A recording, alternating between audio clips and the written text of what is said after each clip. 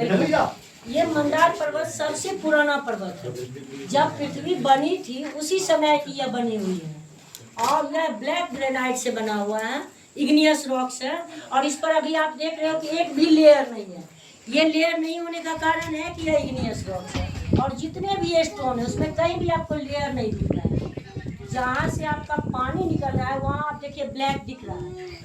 और धार्मिक मान्यताओं के अनुसार कहा जा रहा था कि जब राक्षस और देवता में युद्ध हुआ था तो समुद्र मंथन में जो निकला था रत्न और विष, इसी पर्वत के को मथनी बनाया गया था और बांस की नाव के को रस्सी के रूप में लेकर के आपको इसका समुद्र मंथन हुआ।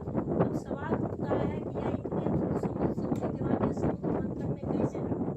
तो पहले यहाँ समुद्र था, मान्यता है कि यहाँ समुद्र था और इसको मथनी के रूप में लेकर के समुद्र मंथन हुआ।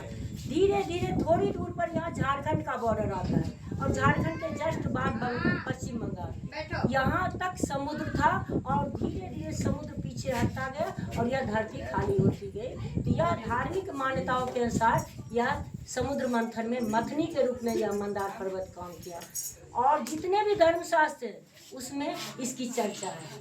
दूसरी बात है, यह एक ऐसा मात्र पर्वत है जिस पर विष्णु पद मंदिर है। यहाँ विष्णु हमेशा विराजमान रहते, लक्ष्मी नारायण, और उनके पैर रखे हुए। इसकी एक और मान्यता है कि जैन धर्म के 12वें तीर्थंकर वसु पूज्य का यह स्थान माना जाता है और एक ही पैर को, एक ही चरण को हिंदू धर्मावलंबी विष्णु का पैर मानते हैं और जैन धर्मावलंबी विष्णु पूज्य का पैर मानते हैं और दोनों आराम से यहाँ इसकी मान्यता रखते हैं, धार्मिक पूजा करते हैं।